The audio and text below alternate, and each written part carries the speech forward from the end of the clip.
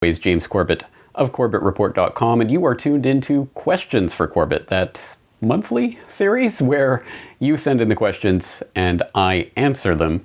And you will excuse me if I am a little bit bleary-eyed. It is extremely late in the evening as I record this for you, but don't worry, I shall persevere as long as you guys keep it down out there, because my wife and children are sleeping in the next room. So, let's try not to wake them up. As always, there's many different ways to get in your questions for this series. You can tweet me, you can contact me via my contact form, or you can use the SpeakPipe application on my contact form to send me an audio message, or you can send me a video through YouTube or Vimeo or any video sharing platform.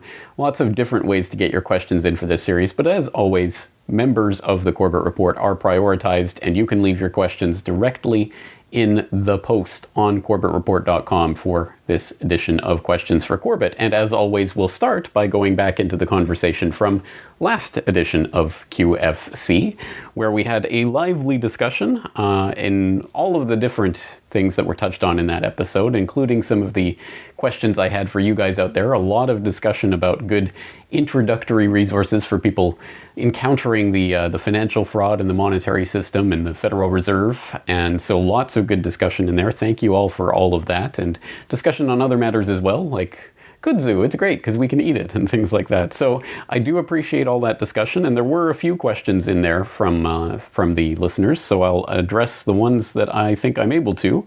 Let's start with Blad the Impaler, who writes, "First, I admit that I'm a newbie to this line of thought of volunteerism." I think you mean voluntarism. "So bear with me if my question seems silly to you. In such a society of free association, what is to prevent monopoly from forming, especially over existential life support systems like water, obviously a localized commodity, or one that could be kept localized by a monopoly, with possible price gouging as the result? How would the environment be protected from, say, overlogging or logging in environmentally sensitive areas that could damage the overall life support system of an area? How would a consortium of individuals, say extracting iron ore, be stopped from externalizing the cost of pollution their operation causes, as their price for a ton of iron would be cheaper than a competitor who is mindful, like old Fezziwig and the two new entrepreneurs Marley and Scrooge? Would law in all its majesty of logic still have a place in a free society?" All right, thank you. Thank you very much for the very extensive and wide-ranging questions there. I hope you appreciate that is pretty much like saying, how will a free society work?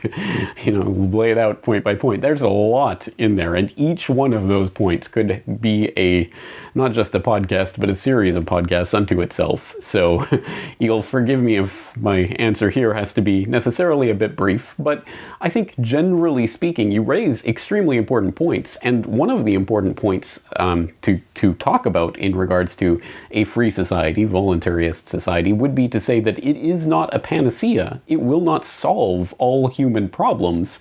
It will allow people to find solutions that are good for them and those around them. So that will not, I think, in any possible feasible situation lead to utopia. I don't think utopia will exist when we have fallible human beings at play. But I think the argument to be made is not only that it is more ethical and moral to allow people to come to these decisions without the intervention of a third party that is monopolizing a certain geographical area and dictating to everyone what can or cannot happen within that area, but also secondarily that even if we just take it from a utilitarian perspective, and I do not make the utilitarian argument, but if you were to make a utilitarian argument, it is that governments in fact actually make all of those matters worse than free association would. So to demonstrate some of those points, I'll just point you in the direction of some resources that could be used in the construction of some of the podcast episodes that would deal with some of these questions. For example, on the myth of natural monopolies, we did cover that specifically in Questions for Corbett number 28. So I will direct you back there, and the link in the show notes will direct you straight to that question in QFC 28 and the answer with the various resources that I provided at that time.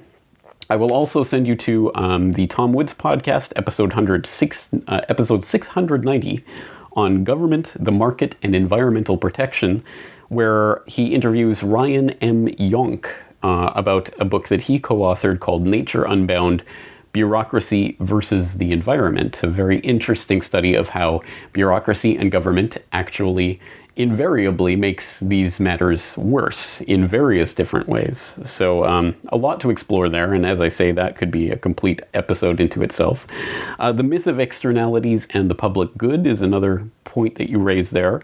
For an intro overview that I think is quite good and quite understandable, but does get into some of the details of that question, I will point you to a lecture by Peter G. Klein that I think is quite helpful in that understanding. For a more in-depth review, I will point you to Chapter 23, Section 6 of Human Action by Ludwig von Mises, talking about externalities and public good and private property and how that all functions together, or should.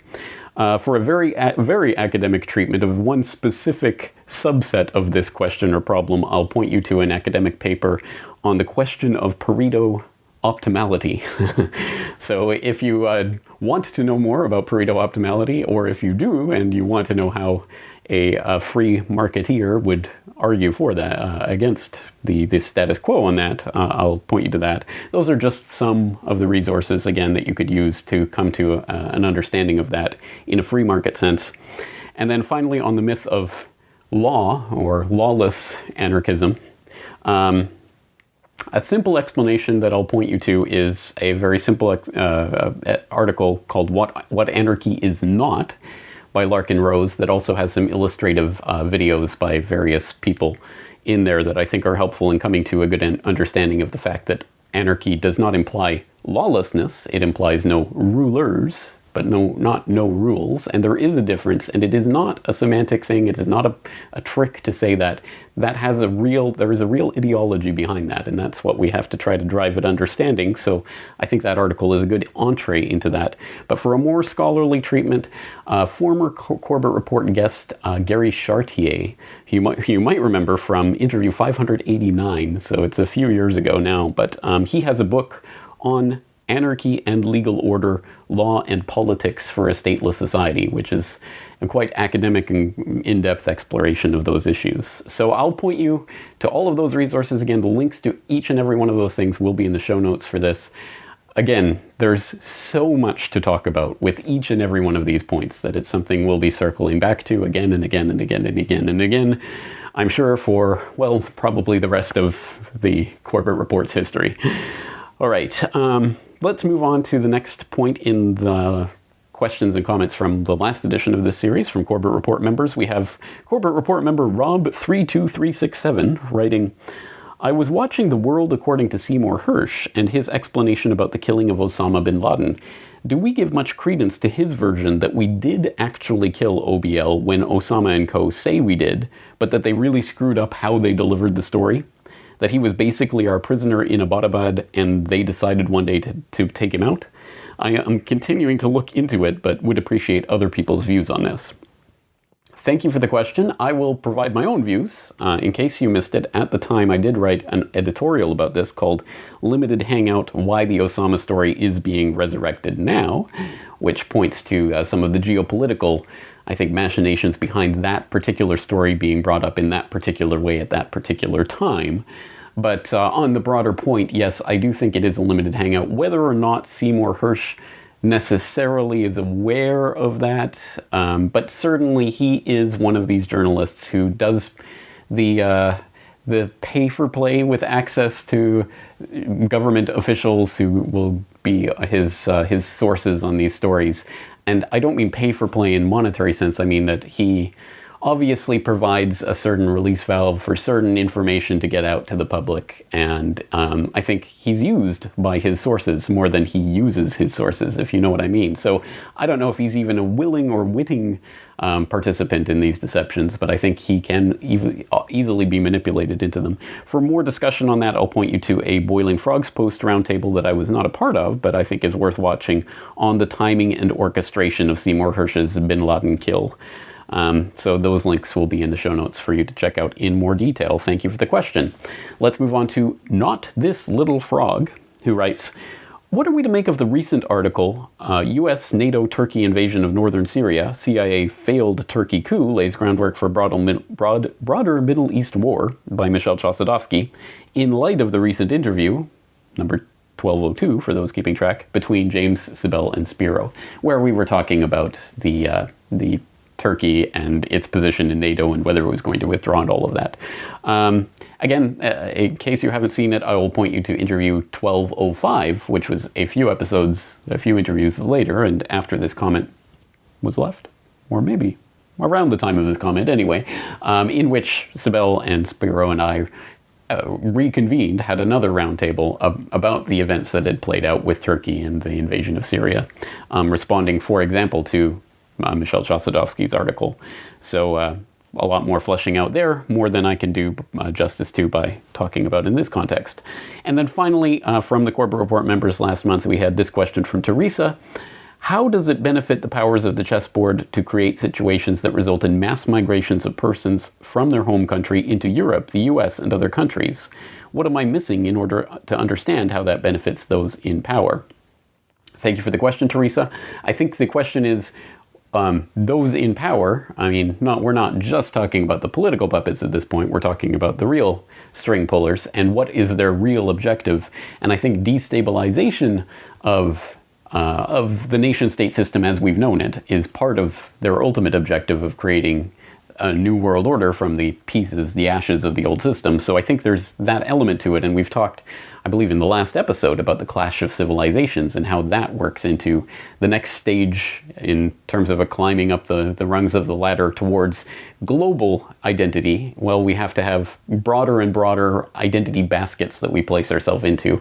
And at this point, we are forming this idea that it's the Western civilization identity versus the other, the Oriental, the Eastern, the Muslim, whatever, however that's defined and however it has been defined over the centuries.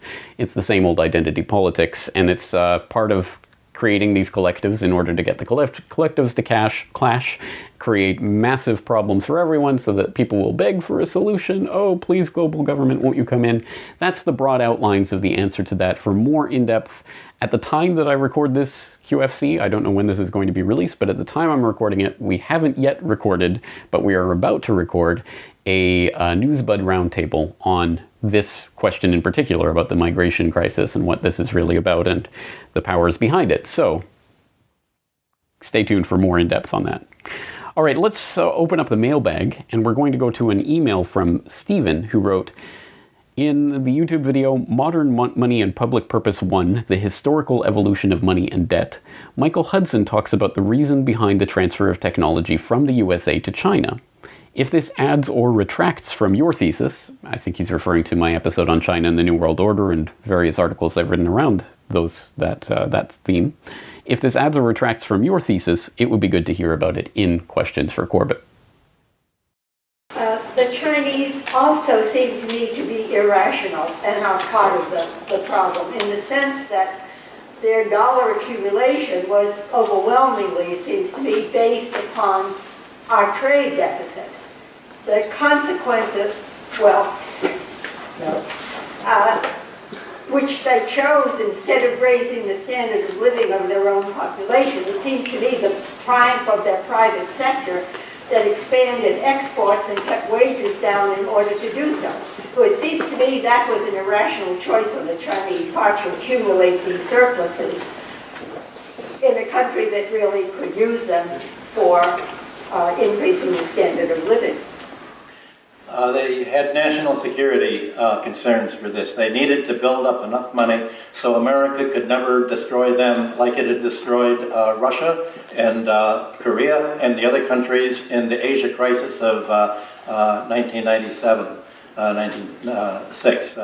They needed to protect themselves. Now that Europe and the United States economy is shrinking with debt deflation, now they are going to turn to the domestic market and indeed begin to raise wages very sharply. So the output of China that used to go to the West is now indeed going to go to their own customers. Their dollar reserves will be spent mainly in trying to buy foreign raw materials that are needed to go into the goods and services that they produce. But they are indeed going to now turn to the internal market. They had very good national security reasons for accumulating dollars. First, they needed to obtain the Western productive technology, and the only way to do this was to make a political deal letting enough American vested interests get rich off China that they were supporting the government in permitting this technology to be transferred to China rather than treating it like it treated the Soviet Union.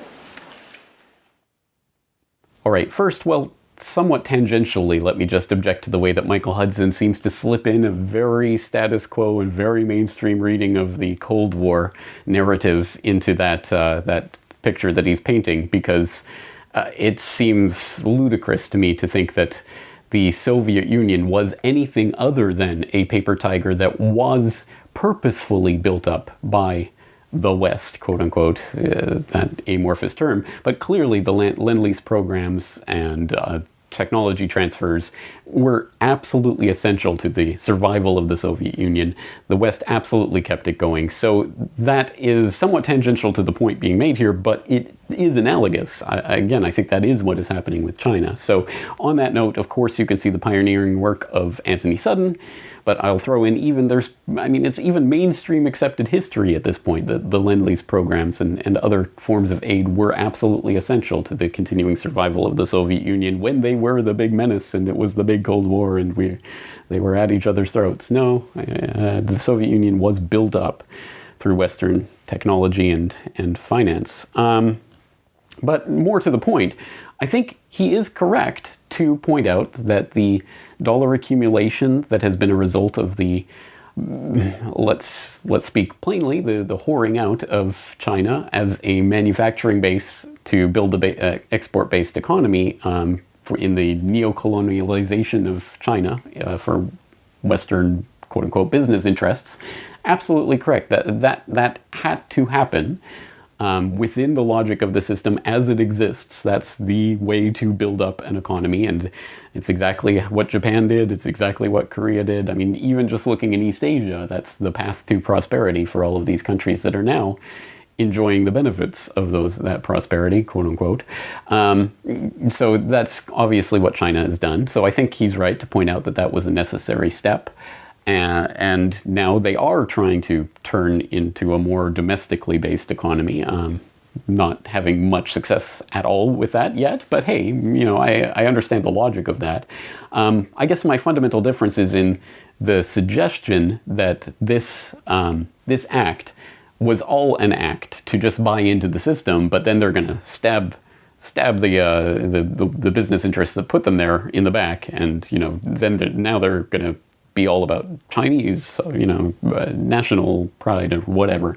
I think that is a pipe dream and a delusion, because the people who were puppeteering this whole thing, which is what I went through in that China and the New World Order episode and various other works that I've done, are, of course, on the Western side, you have people like the Rockefellers and their ilk, and on the Chinese side, you have the eight immortals, but the wheelers and dealers like Rong Yi Ren and people like that, their ilk, have always had that shared dream of creating a new world system from the ashes of the old. And of course, how do you do that? You have to destroy what already exists. So the American quote-unquote oligarchy is no more American than you can say an American corporation, transnational corporation is American. It doesn't care about America at all. It cares about the furthering of its own goals and ideas and survivability into the future. In the exact same way, these oligarchical families and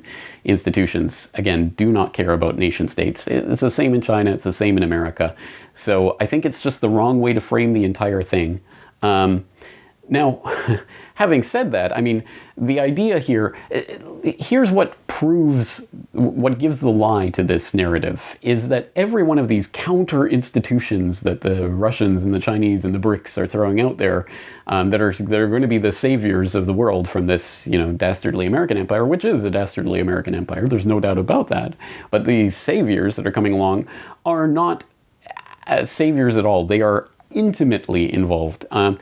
Whether it's the AIIB, whether it's the BRICS Bank, whether it's Putin's Eurasian Economic Union, they are all either explicitly modeled on or share directorships with the World Bank, the IMF, the European Union, all those globalist institutions. They are all interconnected at the top, and I've talked and written about that before, so I'll throw some links in if you need to read more about that and the BRICS phony opposition and the way that's being set up. Now, having said all of that, I think there is something to the idea that Hudson is throwing in there, that I'm sure there are people within the Chinese oligarchy and within the Russian oligarchy and all of the other, oligarchs that are trying to vie for position in this new world order.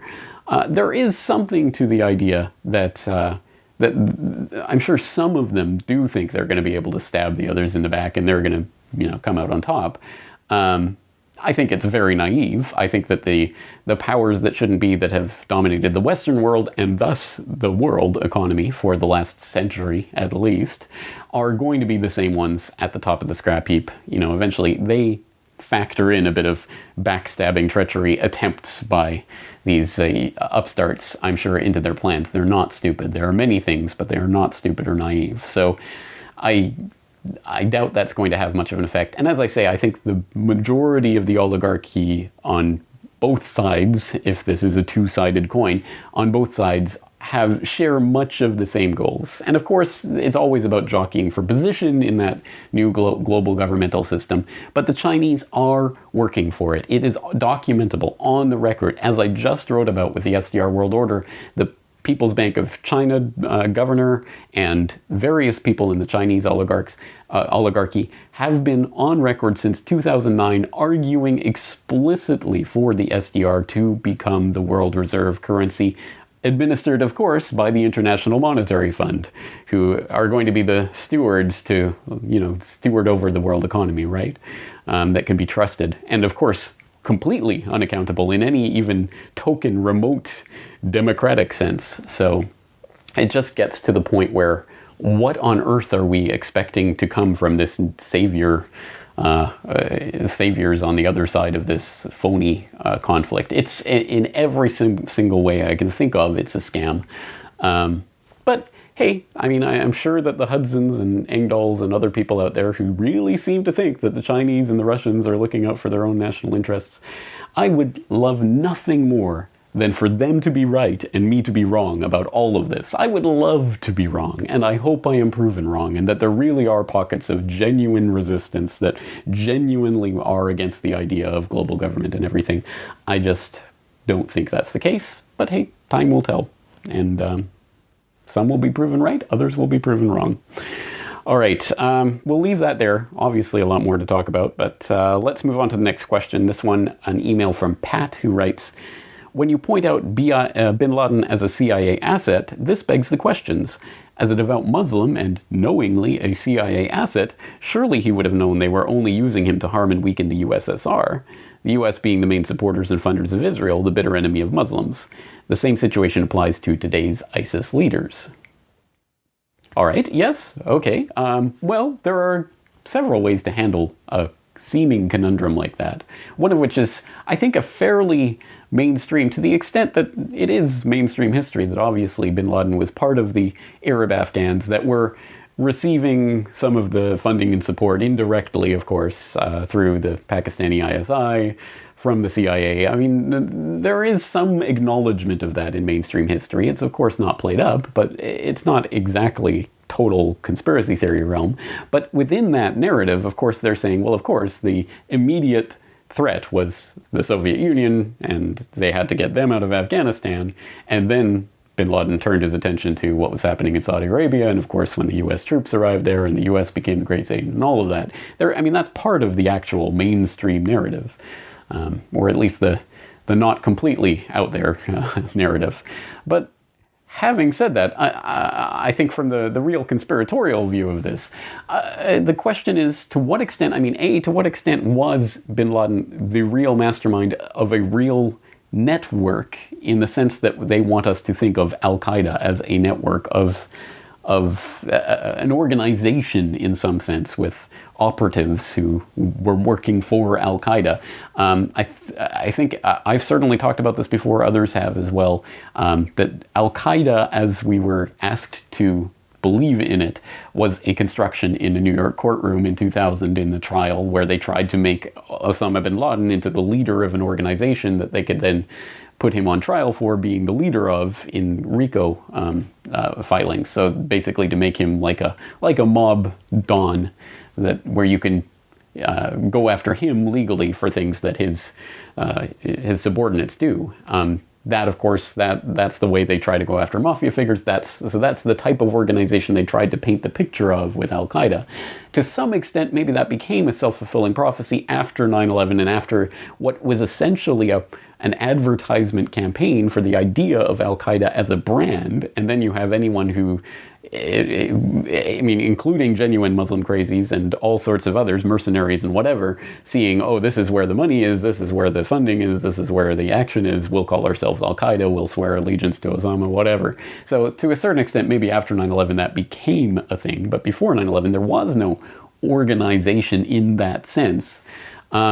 And secondarily, to whatever extent Osama bin Laden thought he may have been the key driver of all of this, he was more of a preacher and obviously providing funding through his extremely enormously wealthy family who disowned him, quote unquote.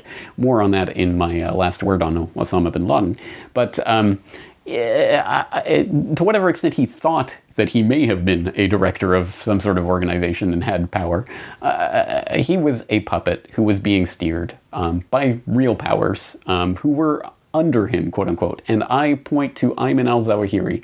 I did an episode on Know Your Terrorists, Ayman al-Zawahiri, that I will exhort you to look at. I think that's probably the real nexus. And when you factor in the testimony of Sibel Edmonds talking about it was Zawahiri who was meeting with officials, Western military, Pentagon officials and NATO officials in the Balkans in the late 90s and in Central Asia and the Caucasus. I mean, that's, I think, where we have to locate where the real duplicity comes in. And who is Ayman al-Zawahiri? And is he really the radical Muslim that he claims to be?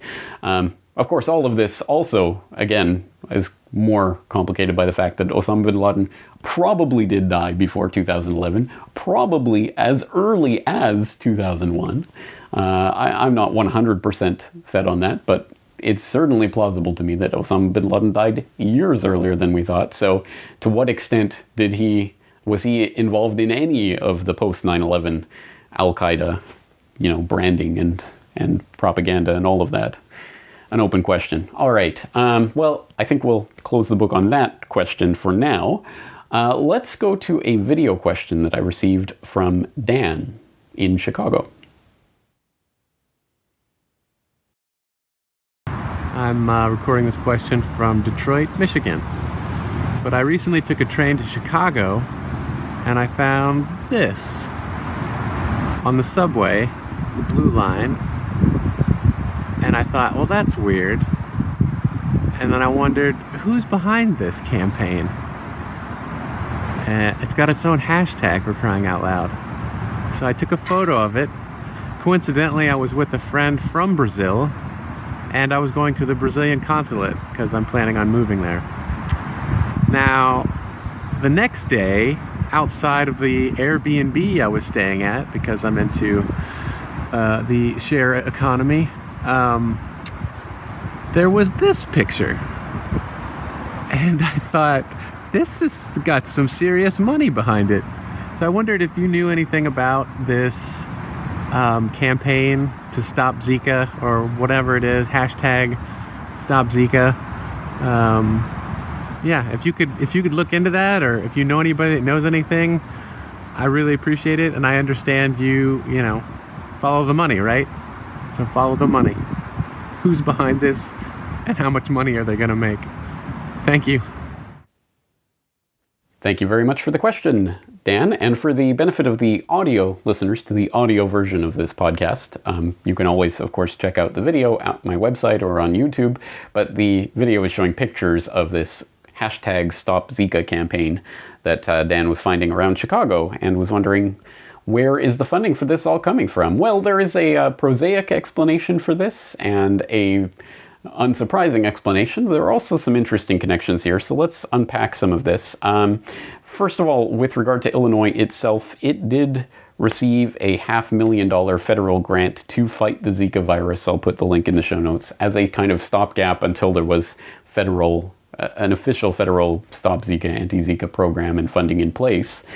So that's where the money for this Stop Zika hashtag campaign in Chicago is presumably coming from. But on the broader picture of this, as to the monetary interests in the Zika hype, It's interesting to follow some of those numbers, and it shouldn't be surprising to people who saw my coverage about the swine flu hype/swindle, and the WHO's role in that, or of course there was the Ebola scare, ridiculous scare a year or two ago that even some of the quote-unquote alt media played into. You're all going to die of Ebola. But again, exactly in the same way with Zika and the hype that's gone on around it, as a attempt to get the cash cow going once again. And I'll of course throw in a link to my interview with John Rappaport, where we talked about the Zika freak out and the lack of actual scientific basis for it. But also let's look at a article from the vaccinereaction.org from May of this year called Birth of the Zika Industry, which says in part, quote, "In a few short months, however, Zika has suddenly been transformed into a cause célèbre, the source of tremendous fear and angst for the public. So naturally, Zika has now become an industry, and it will later become a market. The key product in this nascent industry will be vaccines. But first come the players, the companies that will develop, produce, market, and sell the vaccines. Then come the financiers that, in addition to pharmaceutical companies themselves, include governments, private investors, and international organizations that will front the money for the development work in the hope of either earning spectacular profits or a miraculous solution to a perceived health crisis. There are no shortage of players. Why? Because Zika is a new industry, and new industries represent commercial opportunities. Money. The US government has offered to jumpstart the industry by proposing $1.9 billion for Zika research. The World Health Organization has set up the UN Zika Response Multi-Partner Trust Fund, MPTF, to finance critical underfunded priorities in the response to the Zika outbreak. The WHO announced on February 17, 2016 that it would seek $56 million from its member countries to help combat Zika. Included in those funds would be money to fast-track the development of vaccines. And even wealthy philanthropists like Microsoft co-founder Paul Allen are doing their part to spur on this new industry. On February 19, 2016, Mr. Allen announced 2 grants worth more than $2 million aimed at fighting Zika. Of the total, $1.5 million will go to the American Red Cross in support of efforts to control the mosquitoes that transmit the virus and to educate the public in Brazil and other Latin American countries. The remaining $550,000 will go to Cambio Diagnostic Systems, Inc. of Medford, New York, to develop a suite of rapid tests to quickly diagnose Zika and differentiate it from diseases with similar symptoms. It is a given that wherever there is plenty of money up for grabs, the politicians will get involved to try and funnel some of it into their constituencies. For example, U.S. Senator Charles Schumer of New York has been pushing hard for Congress to approve the $1.9 billion request for Zika research. Senator Schumer is hoping some of those funds will go to SUNY, Upstate Medical University in Syracuse, New York. End quote. And that article, I suggest you do continue reading. It goes on to talk about the 18 companies that are vying for being, anointed as the one that will develop the Zika vaccine. So there's a lot of detail there, and again, none of that should be surprising. It is a truism. There's federal funds up to a couple $2 billion up for grabs. Of course, you're going to get the companies and the financiers swooping in, and of course, the politicians scooping up the graft off the top. Just another example of that, as reported by James Evan Pilato on The Morning Monarchy. Florida governor has financial ties to Zika mosquito company. So surprise, surprise, politicians are looking to get in on all of this as well, as usual. But having said all of that, as I say, is not surprising, but it is good to document and have on record. But there's another interesting aspect of this that makes sense, but I wasn't actually looking out for specifically until this question was brought to my attention. We'll start with a article called "Raja Calls on Congress to Pass Anti-Zika Funding Now," noting that Raja Krishnamurti, a Democrat from Schaumburg, today called on Congress to pass a clean anti-Zika funding bill now that immediately addresses the public health crisis. Republicans have insisted on taking away funding from Planned Parenthood as a condition to providing money to fight the Zika virus and develop a vaccine, said Krishnamurti, the Democratic nominee in the 8th Congressional District that includes West and Northwest Chicago suburbs. This is a direct assault on women's health for political purposes and must stop. I am calling on Congress to pass a clean anti-Zika bill now. Too many lives of pregnant women and their children depend on immediate action, not dithering by Congress, end quote. Now, that ultimately resulted in they worked out a deal. Surprise, surprise. September 28th, NPR reports Congress ends spat, agrees to fund $1.1 billion to combat Zika. And that article notes that, quote, after nearly 7 months of bickering and finger-pointing, Congress on Wednesday agreed to allocate $1.1 billion to help fight the spread and effect of the Zika virus. The deal is part of a broader agreement to continue to fund the government after the fiscal year ends on Friday and the current budget expires. It brings to an end a partisan fight that has had the unusual effect of delaying funding to deal with what all sides agree is a public health emergency. The delay came out because of disagreement over side issues like funding for Planned Parenthood and whether the money should be considered emergency spending. End quote. So an interesting part of that, and it is interesting how the Zika virus, from its inception, the inception of the hype, where they were talking about the microcephaly in Brazil and these babies being born, women, you got to stop having babies. A lot of people were suggesting that there was a eugenics type angle to that, and here we are at Planned Parenthood and the issue of Planned Parenthood funding. So that is an interesting part of this story, but of course it ends, as usual, with Congress giving them the money anyway. So for people who need to know more about Planned Parenthood and their links to eugenics, I would suggest episode 271 of the Corbett Report podcast, Planned Parenthood Exposed. So there's that aspect to it as well. Again, all the links to all of those will be in the show notes, so you can explore that to your heart's content. Let's move on to the next question. This one from Elizabeth, who writes, I'm sick of my tax money funding wars. What do I do? How do I practice counter-economics? A very good question. And for people who don't remember or don't know about counter-economics, I will direct you to episode 309 of the Corbett Report, where we talked about solutions agorism, where we discussed Samuel E. Konkin III and counter-economics and agorism. Also, I will direct you to my interview with Derek Brose on specifically the topics of agorism and counter-economics.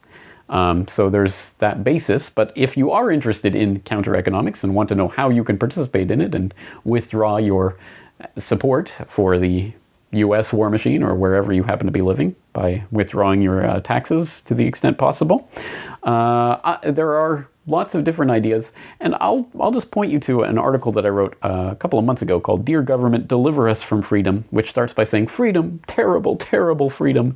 It's almost like people are naturally inclined to seek it out, and if you're not careful, it can pop up anywhere. Take this peer-to-peer economy that the plebs are talking about these days. They actually want to take trade products and services directly without going through the transnational corporate slave structure that we've spent so long honing to perfection. The nerve. And apparently it's working out for them. Did you know that professionals who sell their services directly to clients through the P2P economy are now making a median income of $61,000 a year, higher than the national average of $54,000? And that's just the income they're willing to admit to making. Who knows how much people make working under the table for cash or participating in community exchanges? None of that income will ever be taxed, of course. So who exactly is going to pay for the Pentagon's next trillion-dollar boondoggle or the next war of aggression in the Middle East? End quote. And that article goes on to talk about more aspects of that peer-to-peer economy, which I think people might get hung up on the technological aspects of this, and as if it's about the technology itself. It isn't. It is fundamentally about community and building community. And there are technologies now that make that community building much easier than it was a couple of decades ago or a few decades ago, where people could have that tendency to be more isolated units within a larger neighborhood that they don't know. Well, now there are technologies that are coming that can get people to at least transact with each other, which is a type of interaction which could lead to community. But again, let's not put the cart before the horse. Absolutely, you have to have community in place in order to practice counter-economics. If you are the only person in your area who knows about or cares about counter-economics, you're not going to have much success living a counter-economic life. So whether those connections are formed online or in the real world, they have to take place in the real world. And you have to have a community of interest, of people who know about and are passionate about this, which is why building that community is such an integral part of this whole process, and that's why the Corbett Report exists. It is to spread this information, spread the awareness, to light the spark that gets people excited about things like this so that they can create the communities that enact it in the real world. They already exist to a certain extent here and there, and you can participate in this and that, but it's the understanding of the bigger picture and how we bring that all together comes through the building of these communities. So that's really the central question here, and it relates actually very well to another question that I received via email from Rob, who writes, is there any forum for meeting people in our area, or any area of New Zealand for that matter? Is there a way to connect with the peer-to-peer economy in the real world and not just the virtual? Well, that's an excellent question, Rob. So I don't live in New Zealand, never set foot in New Zealand. I only know a couple of people from New Zealand, so I don't have extensive contacts there. I can't give you that level of specificity. Hopefully there are some Kiwi listeners in the audience who can direct you to some, or you can start a forum or a community, or can direct us to one. If you do know one, please leave one in the comments so that some Kiwi listeners can get connected. But again, this does go to that fundamental question about community and finding community. So on that note, again, as I record this, I'm going to record an interview with Derek Brose, again, talking about the concept of freedom cells that I think is part of the fostering of the core kernel for what can hopefully become that flowering of community. So we'll talk more about that quite soon on the Corbett Report.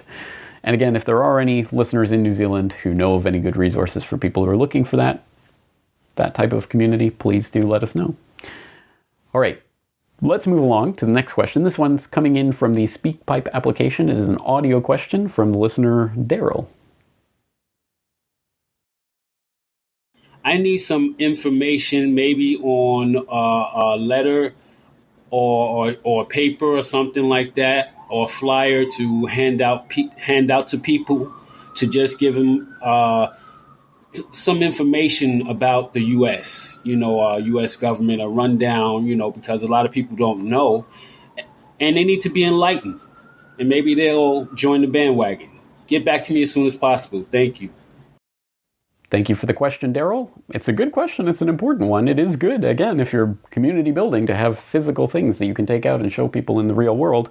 I don't specialize in pamphlets and letters and flyers and things like that.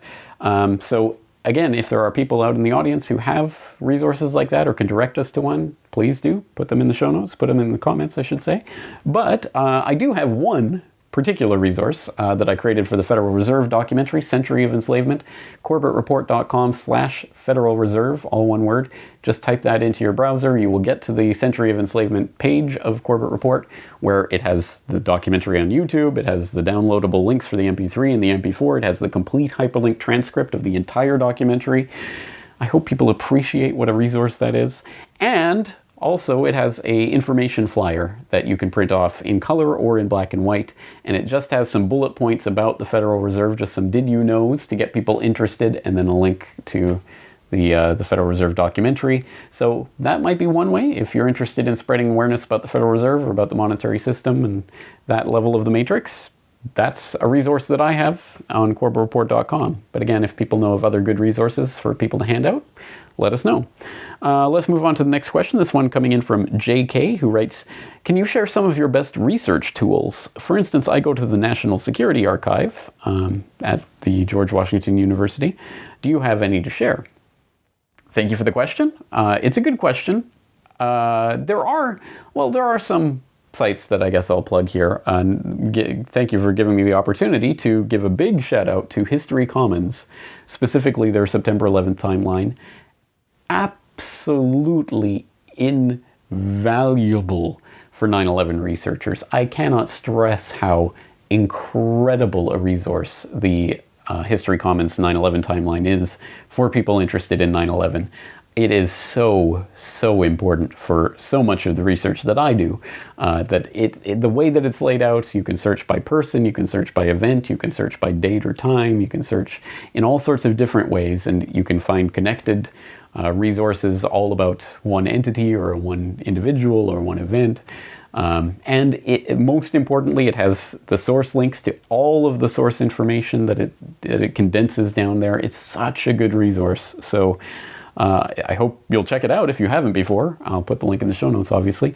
Or if you have used them in the past, please do support their work. So important. Such an important resource.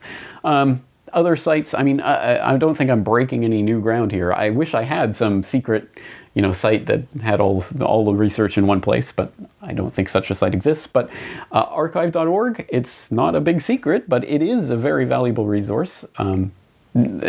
Just in terms of the audio and video and text files that it has on there, just generally that you can search out. But also they have the Wayback Machine, which is exceptionally important and valuable for pages that go down the memory hole. There's a lot of them you could find on the Wayback Machine. It's a very good resource.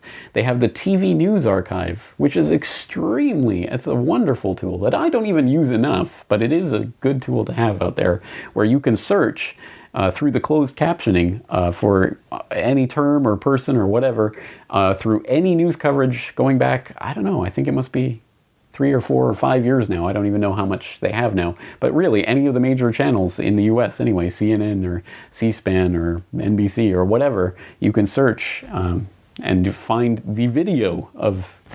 It's such an incredible resource. And our somewhat related September 11th TV archive that is on archive.org, where they have the TV coverage from various stations from 9/11, 9/12, 9/13, all of it there, hour by hour.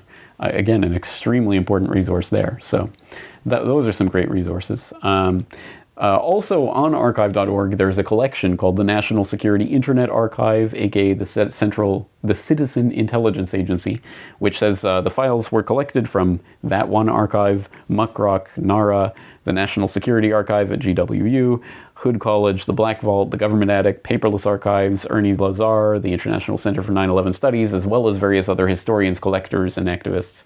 Lots of really fascinating documents in there, so if you're ever looking for something to read, go there. I'll put the link in the show notes as usual. But I would say, generally speaking, it's not a question of having a site that is a be-all and end-all for all research on anything. It's generally, I have a topic and I search for information on that topic. So really it comes down to search engines. And Startpage is where I generally start. So startpage.com. Nothing fancy there. And it's not even complicated searching. Just knowing how to use basic Boolean operators, just quotation marks and what have you, around search terms you will be surprised how really powerful that can be. For an example of that, I'll throw you back to What is Planet 5250? It was kind of a mini QFC I did from a listener who had a question. And so I show in that video, I show you how I would go about researching a question.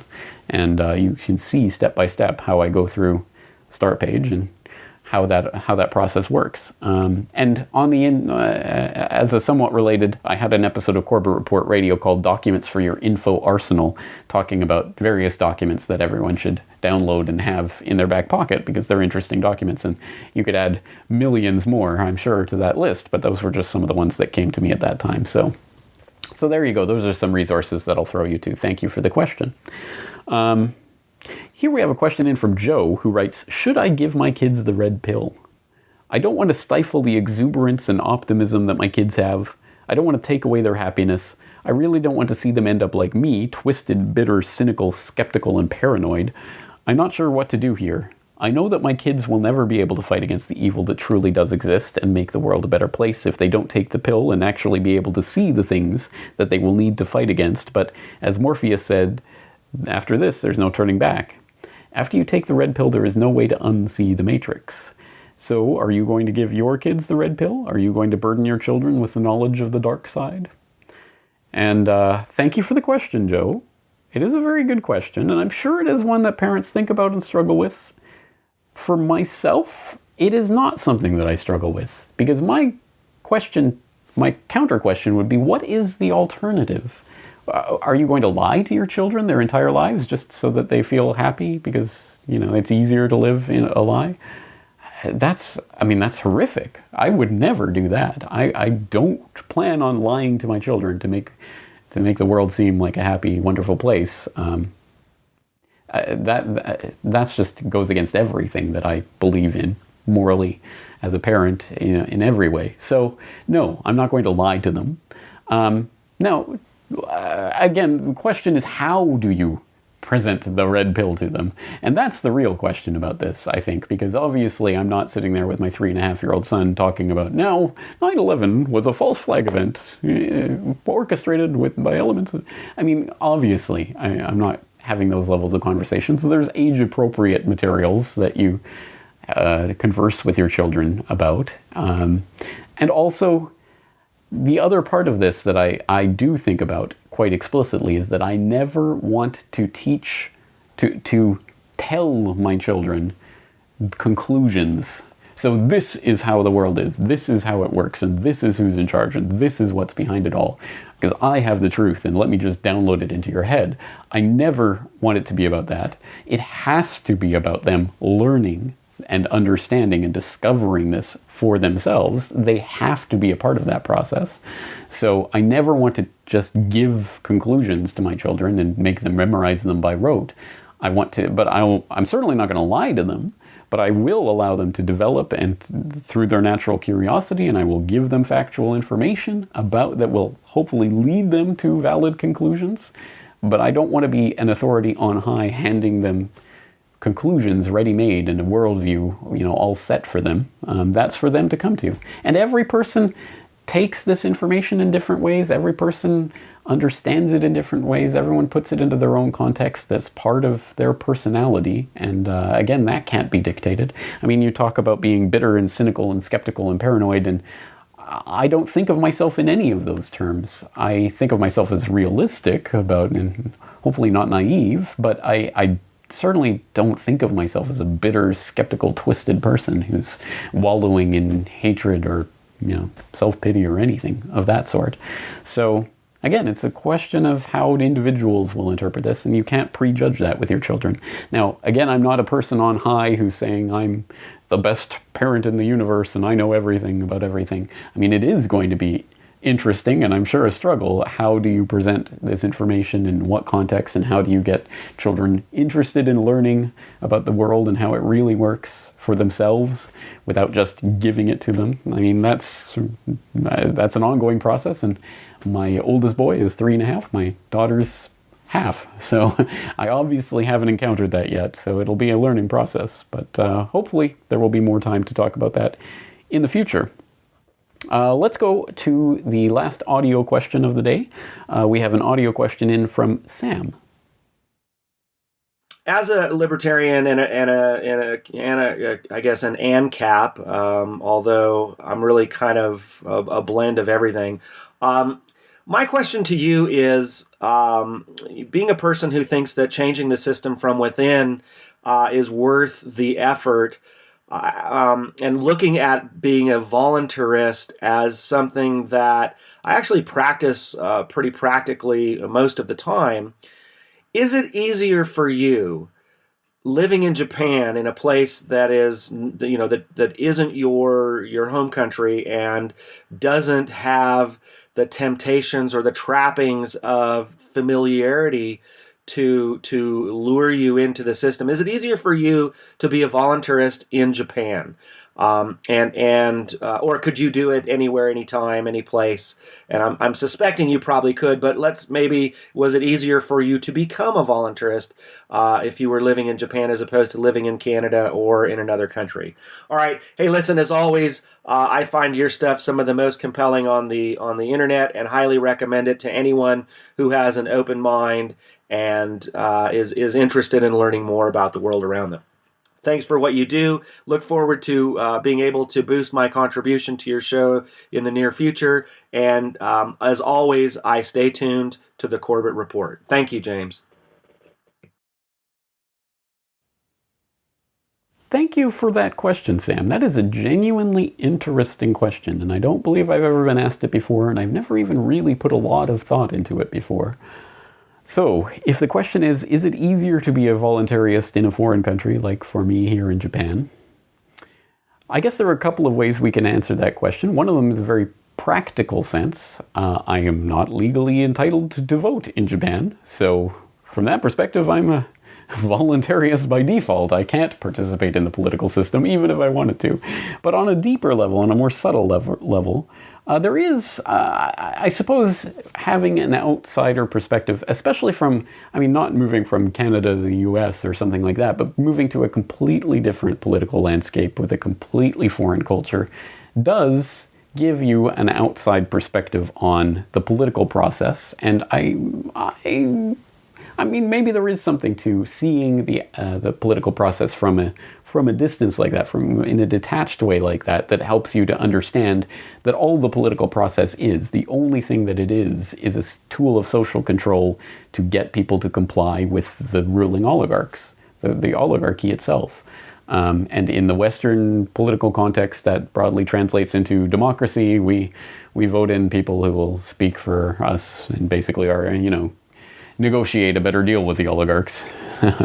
And in the Japanese context, it isn't even really about that. I mean, there's democracy, but when the same party has been in power for almost the entirety of the post-war period, the last 60, 70 years now, that's a sign that it's not the same type of political process going on here, but it is still the same goal, which is to get people to comply with the social order and the oligarchy that exists here and all of that. So perhaps having an outside perspective on that helps to come to an understanding of that quicker. I like to think that if I had stayed in Canada, I still would have come to these conclusions.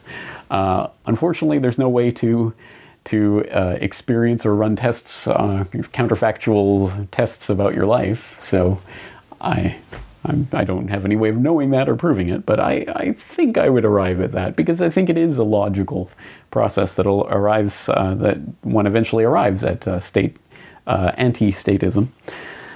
But how can I say? It's an interesting thought. If there are other expats in the crowd, I'd be interested to hear your experiences on that as well.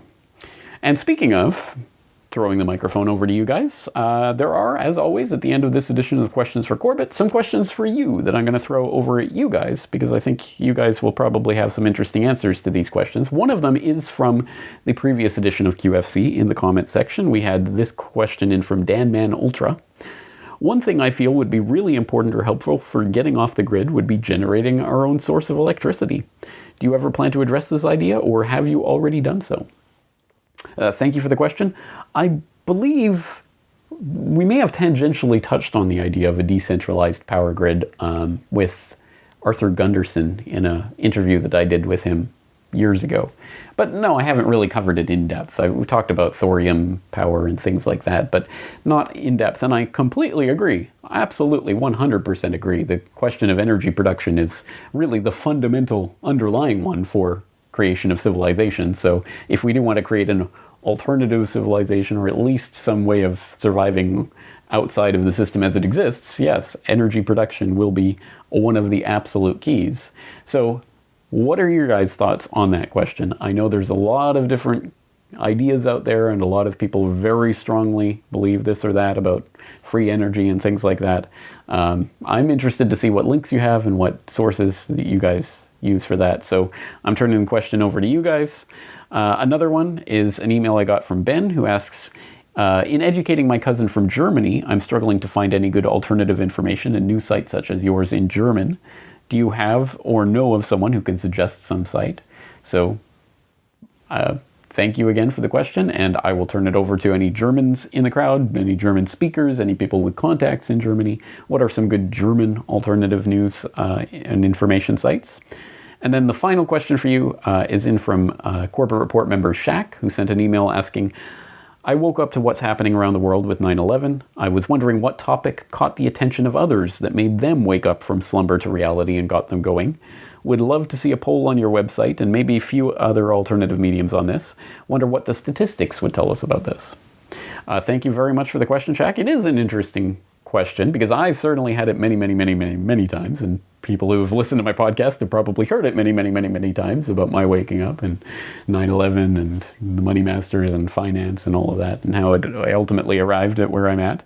But I'd be interested to hear about other people's process. I wonder, certainly in my age group, I would imagine 9/11 was a transformative event for many people, but who knows? Who knows how people arrive on this path? I'm sure everyone has their own interesting story to tell, so I'd be interested to hear some of yours. Again, you can leave your comments. Obviously, you can leave comments on YouTube, but Corbett Report members, please do leave your comments on the Corbett Report website, and if you have questions for next edition of QFC, please leave them there as well.